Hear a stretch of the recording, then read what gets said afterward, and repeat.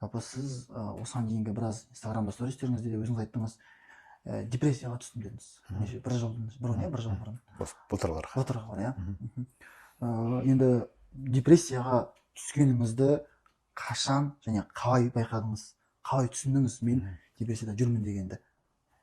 Мен негізі былтыр как раз осы докторантураға түскендіктен мен негізі бұған дейін Алматы менеджмент университетінде проректор болып жүрдім. Сондықтан былтырдан бері мен сол Алматы университетінің проректорлығын қызметін сәл қоя тұрып, академиялық демалыс алып, сол осы докторантураға өзімді арнаймын деген шешім қабылдадым.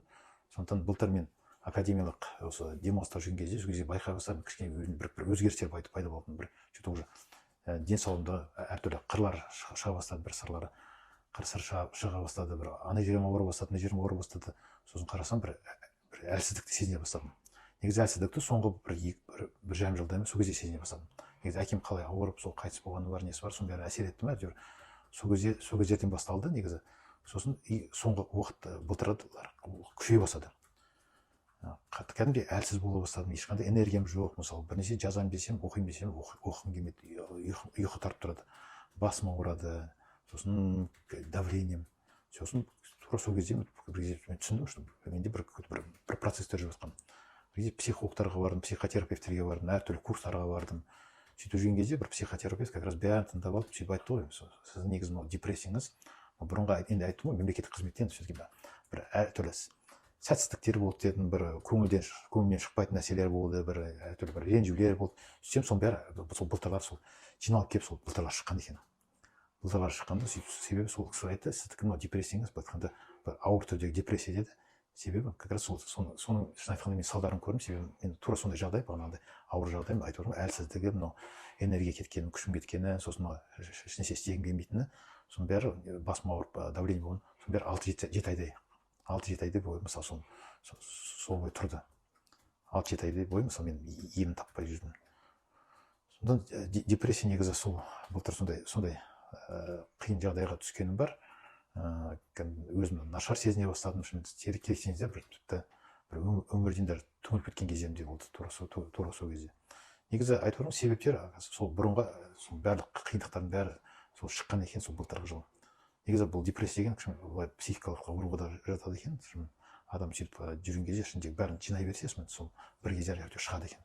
Сондықтан негізі айтады, негізі адам анда-санда өзін ойлап тұру керек, өзін бағындай денсаулығын күту керек екен, өзіне уақыт бөлу керек екен. Сол уақыт бөлмей, мысалы, азынан кешке шейін жұмыста болып, керексеңіздер мен даже бұны алдында жұмыста болып есіме алып жатсам, кешке шейін жұмыста бола беретін. Сосын керексеңіздер сенбі жексенбі күндерде жұмысқа шығатын, сондай баратын да, сөйтсем соның бәрі шығады екен бір кезде. Сіздің осындай бір қиын кезеңде, шешуші кезеңде, тартысты кезеңде өз-өзіңізді қолға алуға не әсер етті? Мен негізі ұстанымда мен қиын жағдайда болсам да, мысалы, қиын жағдайға ұшыраған кезде мен тыныш отырмаймын. Мен әрекеттенемін, әрекет қолдана бастаймын. Әрекет сәтті болсын, сәтсіз болсын, біз соны қолдана бастаймын. Мен қалай, мысалы, депрессия болғанын білдім, сол кезде не істей бастадым? Мен академия отпуск болды, бір жаңа уақытым болды. Сол себептен мен как раз сол кезде мен фитнеске мысалы жазылдым. Фитнеске барып, спортқа жазылып жүрдім. Сосын таңертең мысалы серуендеп жүрдім. Ол кішкене мысалы серуендеймін, не қыламын, фитнеске барамын, сол кішкене әсер етті. Сол енді өзінің жақсы пайдасын тигізді. Сосын мен енді депрессия болғанды ести сала әртүрлі күндегі мамандарға баратын болдым. Сол психотерапевт бар, психолог бар, мысалы солардың бір 5-6-ына барып қойдым. Барым десеме болады. Сол әртүрлі мамандарға бара бастадым. Арасында керексеңізде бір тәуіптері бар, соларға да бардым. Сосын мысалы мен әртүрлі курстарға бардым. Өз-өзін дамыту, мысалы осындай қиындық жағдайдан түсу. Ең басын айтып отырмын, менің ұстанымым сондай, мен қиын жағдайға ұшыраймын ба, значит бір әрекеттену керек. Әйтеуір тырбалысып әйтеуір содан шығу керек та, өзіме байланысты. Мен білемін, ондай кезде ешкім мені шығармайды, мен өзім шығармасын. Сол себептен мен іздене бастаймын, мысалы, әртүрлі жолда. Әрине, мысалы, барлық нәрсе мысалы сәтті болғаннан жоқ, мысалы, даже психологтарға анаған барамын, мысалы, кішкене что-то сәл көмескен сияқты болды да, бірақ та бәрібір мысалы ойдағыдай екіншісіне барамын, ойдағыдай сосын курс аламын, кішкене былай сәл көңілің көтеріліп қалады, сосын қайтып көңіл түседі. Екінші курс аласың, үшінші курс аласың, сосын өзімді бір жаңа бағыт бойынша дамытпақшы болдым. Жаңа бағыт бойынша дамытпақшы болғанда как раз біз трейдинг бойынша сондай курстармен үйрендім, мысалы трейдингпен айналысып көрдім. Бір кітап оқуға тырыстым, бірақ өкінішке кітап оқу жағы өте қиын болды. Себебі былай өте шаршап жүресің, содан кейін ылғи осы депрессия кезінде ұйқы тартып тұрады. Сондықтан сонда ізденіп жүрдім мен негізі. Сол бұға дейін мен айтып отырмын ғой, кәдімгідей ізденіп сол депрессиядан шығудың жолдарын қарастырып жүрдім, әртүрлі курстар алдым, әртүрлі адамдарға, мамандарға бардым. Сөйтіп жүрген кезде как раз сол бір жігітпен танысып, сол ол да психолог, сол жас жігіт өзі, Нұрбапа деген кісі. Сөйтіп сол маған айтып жүрді, Бақытжан мырза, сізге негізі кішкене былай бір сілкініс керек деді сіздің организміңізге. Сізге ең бірінші негізі организміңізді дұрыстау керек деді. Денеңізді дұрыстау керек. Сол себептен сізге кішкене спорт, әрине мен айттым, бірақ мен фитнеске бармын деймін, бірақ наверное сізге одан сайын бір қатты сілкініс керек деді. Сол себепті как раз айтқаны, мен естідім дейді, қазір бір жігіттер тауға шығып жүр, мұздай суға түсіп, мен айттым, мұздай суға түскен дейсіз, онысы не бас кеткен кісілер ме деп. Бір кезде әшейін иә деп барамыз ғой деп сөйтіп қоя салдым. Сөйтіп кейін әйтеуір тағы да бір есіме салып, бір кезде өзі айтты, мен соған барып жүрмін, шығып жүрмін, жігіттерге қосылып жүрмін, өте жақсы нәрсе әсер етіп жатыр дегенде, сол кезде мен қатты тұмауратып қалдым. Сөйтіп сол мен айттым, мен бірінші тұмауымнан емделіп алайын дедім. Сөйтіп тұмауым уже жабылып жатқан кезде мен айттым, мен айтпақшы болдым, мен тұмауым әлі кетпеген сияқты деп. Содан бір кезде ойладым, мақұл, барсам бара салайыншы деп. Бір кезде қалай бірінші күні шықтым, таудың басына мысалы баспалдақпен көтерілдім, неше түрлі әдемі көріністерді көрдім. Сосын суға түсе салысымен бірінші күні сразу басқа әсер етті. Кәдімгі түсіндім, маған керек осы екен деп. Сөйтіп соның арқасында кішкене депрессиядан кете бастадым. Алғашқы күні тауға шыққанның бірінші күні, ең жаңағы ауырып босана шықтым дедіңіз. Қалай өтті? Қалай сипаттап бересіз? Әр кезеңді айтып бере бастады бір сезіміңізді. Алғашқы күні шамалы шын айтқанда қиын болды, себебі ерте тұру керек болды. Себебі алғашқы күні ерте дегенде. Ерте болғанда мен бір 3:30-да тұрдым, 3:30-да ояндым, 3:30-да оянып, енді әрине ол үйреншікті нәрсе емес, 3:30-да оянып, сосын дәрет алып, намаз оқып аласың, мысалы сөйтіп тұрып, дайындалып, заттарын дайындап, сосын бағанағы Нұрбапа деген жігіт айтты, мен машинамен шығамын, осында көше жақта, сол жаққа шыға бердім, сөйтіп сол көше жақта тұрып, сол жақта мені алып кетті, сөйтіп медеу жаққа бардық. Сол кезде мен есімде кетіп бара жатқанда ол айтты, бәке, сіз білесіз, осы жаққа тауға шығып жүрген жігіттер, олардың бір ұйымы бар деді, бір кәдімгі үнемі тастамай жүретін. Ол қандай ұйым деймін, 21 күн толған кісілердің бәрін осында өзімен күрес деген ұйымға кіреді екен деп ше. Мен сол кезде бір армандайтын көретінмін, саған 21 күн деген қандай, оған қашан болады, оған мен жете аламын ба, жете алмаймын ба, мен даже хотя бы 3 күн барсам да жаман емес деп сөйтіп армандайтын. Сол кезде сөйтіп келетін. Бір кезде баспалдаққа шейін жету керек болды. Баспалдаққа шейін жетудің өзі өте қиын болды. Барғанша біз 2-3 мәрте демалып, кәдімгідей ентігімізді басып сөйтіп бардық. Бір кезде баспалдаққа келдік. Баспалдақпен көтергенде де жайлап кәдімгідей мысалы демалып тұрып, мысалы кәдімгідей баспалдақпен сол кезде көтерілген кезде бір 20 минутта ма 25 минутта сөйтіп көтерілдік. Қазіргі кезде мен мысалы 10 минутта көтерілемін мысалы. Қазір қанша күн болды шығып жүргеніңіз күнде? Қазір мысалы 49 күн болды. 9 күн? Иә. Ертең сыр ғой 50 болғанда. Иә. Сондықтан сол баспалдақпен көтерілу өте қиын болды. Бірақ та мен баспалдақпен көтерілген кезде, үстіне шыққан кезде уже маған кішкене жақсы не болды. Прям как будто бір дем ашылғандай болды, бір өкпем ашылғандай болды. Сөйтіп прям настроением көтеріліп, мен үстіне шығып сөйтіп айқайлағанымыз бар. Менде маған да бір үйреншікті болды. Бір айқайлаған кезде бірақ та ең басында Нұрбай мырза айтады, сіздің дауысыңыз онша қатты шыққан жоқ дейді де сол кезде енді. Бірақ та айқайладым сол кезде. Ол да сосын сол жақтан жаяу неге шейін анау күйген сайын мысалы Горенник жаққа бардық, сөйтіп Горенник жаққа барып мысалы сол жақта жаттығу жасадық. Жаттығу жасаған соң ары қарай өзенге барғанда сол кезде бірінші алғашқы кезде бір қорқыныш болды. Мен қалаймын өзек, бірақ та күн сәл жылы болғанда +1 +2 ғой енді салқын ғой далада. Бірақ қар жоқ. Сөйтіп қалай түсесіңдер мына жаққа деп сөйтіп қарасам, сөйтсем бас айналасында тас, мына жерде өзен, су сарқырап ағып жатыр, дала салқын, бәрі түсіп отыр. Ойлап қоймын, қазір бір кезде бәке түсіңіз, киіміңізді ауыстырып алыңыз деп бір кезде алғаш рет қалай түстім, кәдімгі бір үстімнен бір судан шыққан кезде бір өртеніп тұрған сияқты болды. Сондай сезім болды, бірақ өте күшті. Прям басымды батырып судан шыққан кезде бір өте күшті керемет сезімдер болып тұрды. Үстім бір қызып қайнап тұрған сияқты болды да, сөйтіп сүртініп киініп алдым. Сол кезде прям қайтқан кезде өте жақсы сезіммен қайттым уже. Тауға шыққанда қай уақыттан бастап оң өзгерістер сезе бастадыңыз? Мен шын айту керек, тауға қалай шыға бастадым, алғашқы күндерінен бастап деп айта аламын. Себебі алғашқы күндерін уже 3-4 күн болғанның өзінде мен кішкене уже сәл күнделікті режимге үйрене бастадым. Ерте тұрып, мысалы, сосын бас ауырғаным кетті. Сол кезде байқайдым. Оның алдында басым ауырып тұратын, мысалы, кейбір таңертең тұрғаннан мен басым ауырып тұратын. Басым ауырып, давлением көтеріліп тұратын.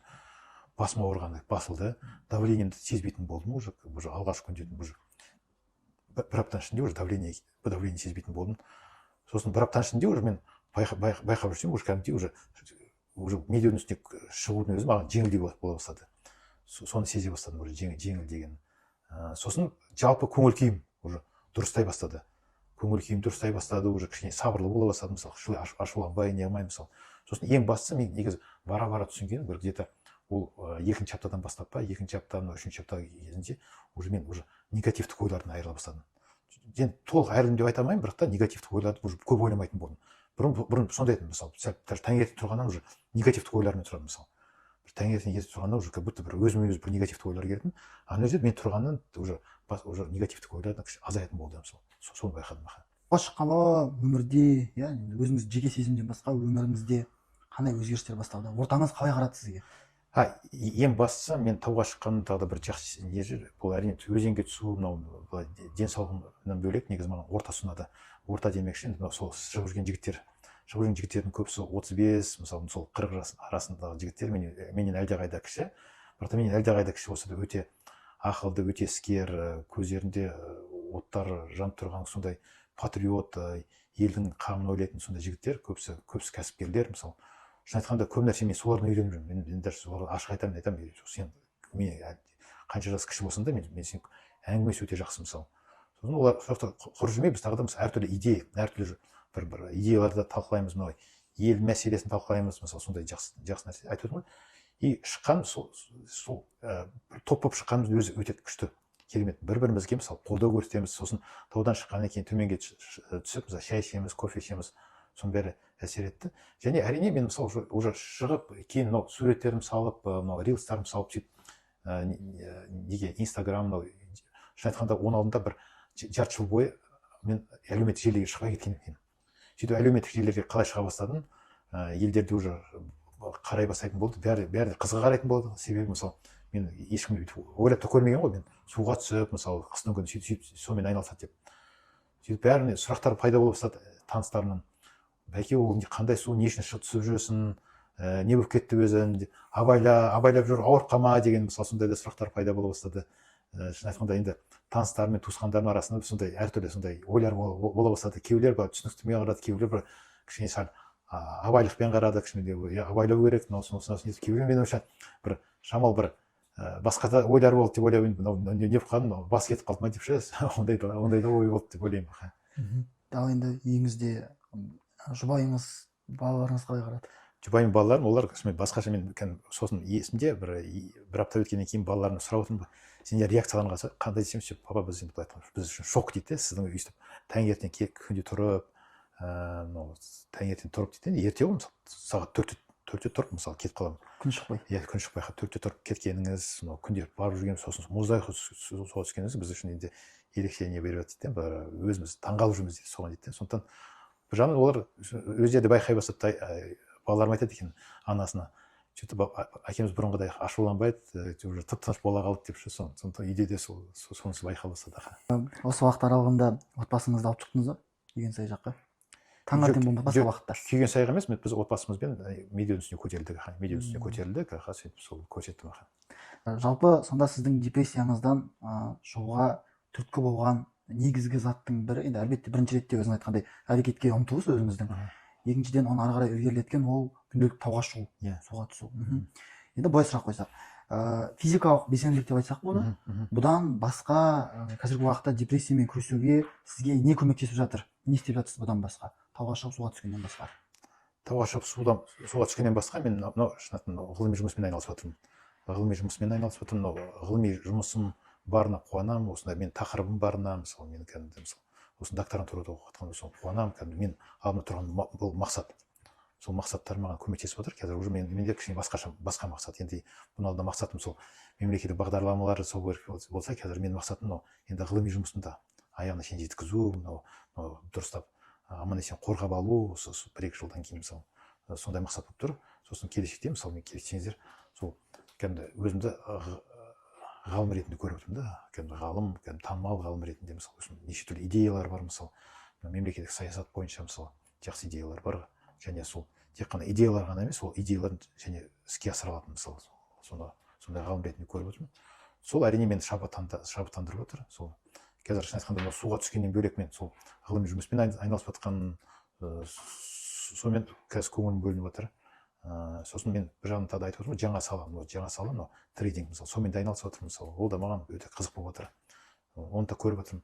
сондықтан негізі айтады, мынау үлкен кісілерге шынымен оларға да жаңа мүмкіндіктерді қарастыру керек негізі. Әсіресе 40-50-ден асқан кісілерге осындай әсіресе қиын жағдайда жаңа мүмкіндіктерді қарастырып, өзін жаңа жақтан қарастыруға тырысу керек. Мысалы тек қана сол бұрын мен әскери қызметте жүрдім, немесе бұрын мен өрт сөндіруші болдым, немесе бұрын мен мұғалім болдым, қазір енді мемлекеттік қызметкер болдым, қазір енді пенсияға шықтым, енді болды деп отпау керек. Негізі шынымен өзін басқа жағын дамытуға тырысу керек.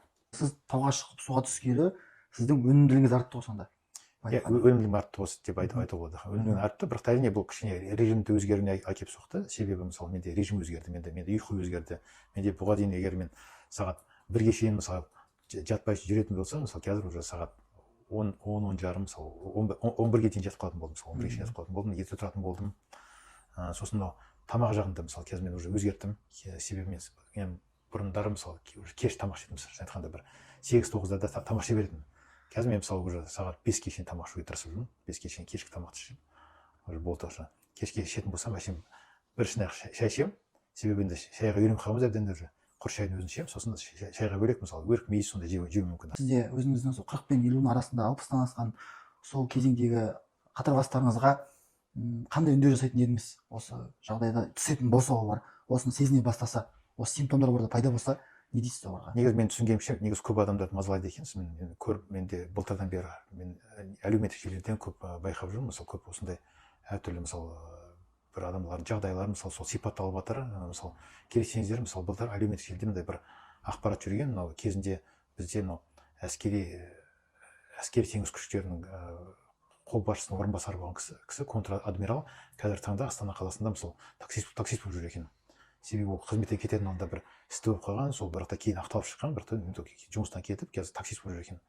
Біз айтып отырмын ғой, бізде ең үлкен мәселе адамды қадірлемейді бізде ше. Сондықтан өкінішке орай, бірақ та енді адамдар не істеу керек? Ондай жағдайда адам бәрі өз-өзіне көмектесу керек. Негізі сондықтан сондай жағдайға түскен адамдардың саны көп екенін білемін. Сондықтан сондай адамдарға мен көмектескім келеді.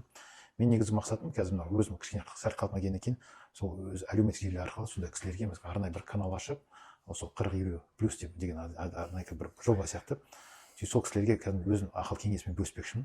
Ақыл кеңесін бағамын өзім мысалы физикалық тұрғысынан қалай жетілдіруге болады, рухани тұрғысынан, сосын бағанда жұмыс бойынша, оқу бойынша қалай. Сондықтан ол кісілерге айтарым жалпы мысалы ол кісілер қазір айтып тұрмын ғой 40-50-ге келіп мысалы біз өмір бітіп қалды деп ойламау керек. Негізі өмір әлі алда. Негізі 40-50-ден оны келесі кезең деп есептеу керек.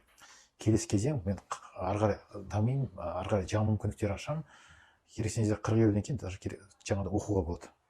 Оқуға түсуге болады, мысалы жаңа мамандықты игеру керек дейсіз ғой. Оқу керек, оқу керек, жаңа мамандықты игеру, немесе тіл білмесе жаңа тілді үйрену керек. Сондықтан ол кісілерге айтарым, іздену керек, мысалы жаңа мамандықтарды, жаңа білімдерді игеру керек, жаңа дағдыларды үйрену керек. Бүгінгі таңда және керек болса мысалы жаңа сала бойынша жұмыс істеу керек, жаңа мүмкіндіктерді қарастыру керек. 28 жыл отбасы құру қиын. Қазақстанда қазір уақытта ажырасу өте көп. Бізде жастар арасында әсіресе көп. Мысалға сондай бір кризис ситуация бар, сондай ой бар жігіттерге келген кезде оларға не айтатын едіңіз? Негізі менің осындай үлкен дәрежеге жеткенім, мысалы елдің алдында мысалы танымал болғаным, мысалы сол негізі әйелімнің арқасында деп айта аламын. Мысалы әйелім де көп көмек тиді. Себебі мен айтып отырмын ғой, как раз үйленген соң осынау негізі өмірдегі ең маңызды кезеңдер, ең маңызды болған нәрселердің барлығы сол үйленгеннен кейін болды. Негізі мысалы кемепке түсуімде үйленгеннен кейін болды. Сосын мынау мемлекеттік қызметке бару, мынау Астанаға көшкеніміз, мынау самұрық қазында жұмыс істеген бәрі сол үйлену кезінде болды. Сондықтан сол және ол тек қана жақсы жағы, былай айтқанда оң жағы да, оның теріс жағы да болды. Себебі мысалы көптеген қиындықтары болды. Даже мысалы мен кемепке түскен жылдары біз өте қатты қиналдық. Мысалы осы жерде жүріп, мысалы бір 4-5 үйді жалдап тастадық. Мысалы неше түрлі жерде тұрдық, ақшасыз болды. Мысалы қалтамызда бір 100 теңге болмаған даже кездері болды. Мысалы сол кезде әйелім мысалы қасымда болып ылғи маған көмектесіп тұрды. Мен қолдаушым болды. Мысалы мен тек қана тамағымды пісіріп, киімді жуып қана емес, және маған көбінесе моральдық поддержка. Негізі мен өсуіме, менің мысалы осындай үлкен дәрежеге жетуіме сол әйелім үлкен ықпал етті, үлкен көмек көрсетті деп есептесем болады. Сондықтан негізі отбасыларда мысалы кәдімгідей әйел мен еркек негізі екеуі бір бағытта қараған дұрыс екен. Мысалы негізі көбінесе еркектің мақсаттары болды, сондықтан негізі бұл жақта көбінесе әйелге де байланысты. Әйелдің түсініспешілігі қажет.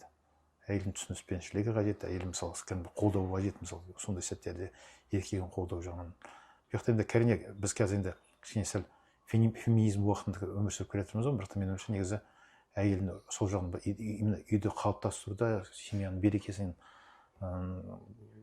кетпеуінде негізі ең бірінші рөл әйелде. Сондықтан көбінесе негізі сондықтан мен біздің қыздарымызға айтатынымыз, сіздер кішкене ақылды болыңыздар, мысалы кішкене сабырлы болыңыздар, күйеулеріңізді мысалы сол қолдау көрсетіп, оларға үнемі мысалы сол жолдарын ашып, көтеріп жүрген сол мақсаттарын жетуге сондай жағдай жасаңыздар. Негізі бізде қазақтарда сөз бар ғой, мысалы әйелің жақсы болса, төрдегі босағадағы сөзін басында мысалы төрге сөйлейді дейді, мысалы жаман болса төрдегі басында көрге сөйлейді дейді. Сондықтан негізі көп нәрсе шынымен әйелге байланысты. Үйдегі негізі айтып отырмын ғой, көп нәрсе негізі шынымен қазір даже бүйтіп байқап отырсақ, даже балаларымыздың өзі көбінесе негізі аналарын тыңдайды, мысалы аналарын тыңдайды, мысалы себебі қазір шынымен әйелдердің рөлі өте күшті болып келді. Сондықтан қазір көп жауапкершілік негізі сол семьяның қалыптасуына, болуында негізі әйелге де байланысты. Әрине еркекте көп нәрсе байланысты. Еркек мысалы шынымен жағдай жасап тұру керек, үйдің мысалы ары қарай дамуына, мысалы сол балалардың өсуіне, мысалы әйелдің мысалы ешқандай мұқтаж болмауында, мысалы сондықтан сол ол енді еркектің міндеті. Жалпы қорықпайсыз ба? Мен тауға шықпай қалам. Мен осындай бір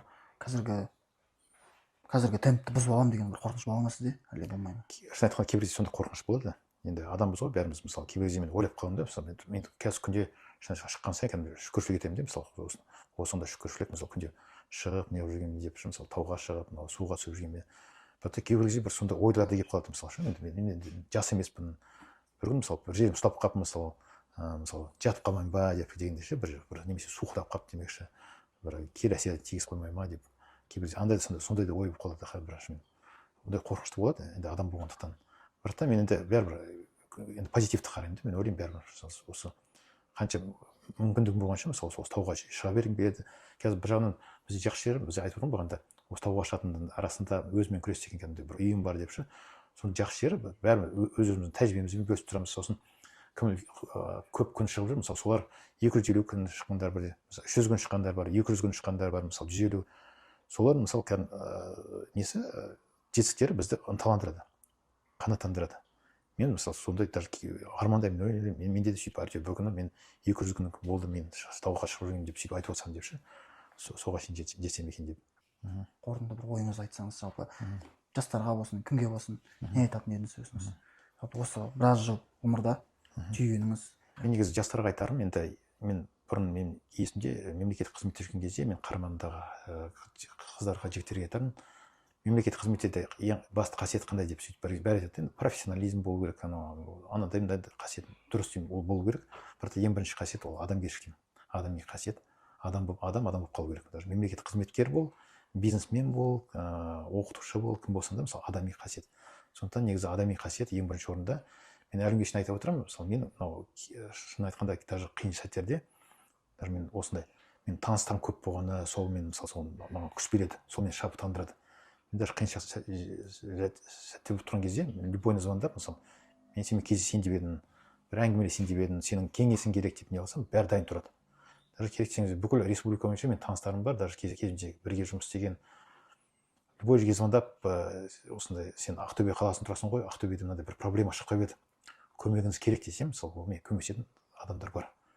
Сондықтан сол жағынан мен оның бәрі ненің арқасында, сол адамгершіліктің арқасында кезінде мен негізі сол жұмыс болсын, қандай қызмет жүрсем де, бірақ та сол қызмет барысында мен адамдармен жақсы қарым-қатынас орнатуға тырысатынмын. Сол қарым-қатынасты былай айтқанда жемісін көріп жатырмын, себебі айтып тұрмын, кез келген кезде, мысалы, егер қажет болса, мысалы, кез келген звондап, мысалы, немесе ақыл кеңес сұрай аламын, немесе басқа да бір көмек сұрай аламын, сөйтіп солардан және сол көмек болатынын мен білемін. мен сенемін солар көмектесетін. Сондықтан негізі ең бастысы сол адамгершілік қасиет болу керек, адами қасиет болу керек. Адам болып қалу керек, мысалы кім болса да. Осы сұхбаттың барысында айтамын деп бірақ айта алмай қалған ойларыңыз бар ма? Айтамайтын ойлар енді шыға береді ғой, енді олар енді келесі сұрақты. Мен негізі айтайын деген енді осы қазір өмірдің жаңа кезең басталды ғой. Осы жаңа кезеңде мен өзім кішкене белсенділік танытпақшымын. Мен өзім өмірлік кеңестермен, өмірлік тәжірибемен бөліспекшімін. Айтып отырмын бағана да. Бір менде қазір жаңа бір ойларым бар, сол ойларымды Құдай қаласа іске асырып, олардың ең біріншісі мынау енді айтып отырмын, өзім сияқты осындай қиын жағдайға түскен, әсіресе 40-50 жастан асқан кісілерге көмектеспекшімін. Сонда өзім ақыл кеңесімен. Сосын екіншісі тоже мен білемін, мысалы біздің елдің шын айтқанда біраз қиналып жүр, әсіресе мынау тұрмыстық деңгейі, тұрмыс тіршілігі жағынан, сосын мынау табыс жағынан көбісі қарыздарда жүр. Ол жағынан да шын айтқанда мен де өз басым өткіздім, сондықтан сол жағынан да тәжірибемен бөліспекшімін. Сосын сол кезінде сол қарыздардан құтылып үлкен табыстарға жеткізген кісілер бар. Негізі солардың басын қосып, солардың да мысалы тәжірибесімен мысалы басқалар бөліссе деп. Сосын айтып отырмын ғой, мынау тауға шығып жүрген жігіттердің көбісі кәсіпкер жігіттер. Менің арманым бұрыннан бері даже мемлекет қызметте жүрген кезде мен армандайтын, біздің бүйтіп айтатын, біздің Қазақстанымыз қай кезде бай болады, егер бізде кәсіпкерлік жақсы дамыса деп, іскерлік қасиеттеріміз. Сондықтан негізі сол мен тағы да бір мақсатым мынау біздің елдің арасында осы іскерлік қабілеттерді, ілкімділік қабілетін дамыту үшін сол себептен менде сондай біраз жобалар іске асырамын ба деген сондай ойларым бар. Соларды іске асырамын деп ойлап жүрмін. Жақсы, онда аға сізге қолқа салайын. Келесі сізбен сұхбатымыз осы айтқан затыңыздың біраз бөлігін істегеннен кейін болсын. Осы бүгінгі айтылған болжамдарымыз, гипотезаларымызды ғылыми тілде тексеріп көрейік, көрсек көресіз, сосын ары қарай жалғастырамыз. Уақыт бөлгеніңізге, пікіріңіз айтқаныңызға көп рахмет. Өте қызықты, өте көп үлкен бір кітапхананың кітабын оқып шыққандай болдым. Рахмет сізге. Рахмет.